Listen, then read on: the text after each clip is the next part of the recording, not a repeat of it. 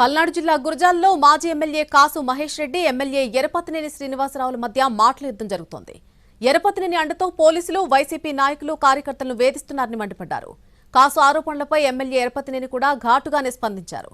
YCP హయాంలో కాసు మహేష్ రెడ్డి గురజాల్లో 12 మంది TDP నేతల హత్యకు కారణమయ్యారని అన్నారు.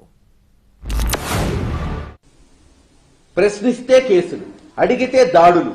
అంబేద్కర్ గారి రాజ్యాంగాన్ని ప్రమాణికంగా చేసుకొని ప్రమాణాలు చేసి మంత్రులు, ఎమ్మెల్యేలు, ముఖ్యమంత్రులై దాన్ని తుంగలో తొక్కి రెడ్ బుక్ రాజ్యాంగాన్ని పాటిస్తున్నారు. ఈరోజు చూస్తున్నావు కదా పర్యాసానాలు.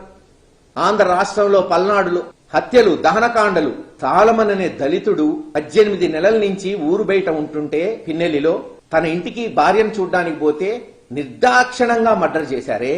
ఇంతకన్నా నీచమైనది ఏదన్నా ఉంటుందా? ఇద్దరు వ్యక్తుల మధ్య గొడవని దళితులు చనిపోయారంటే అవతల జరిగింది గొడవ.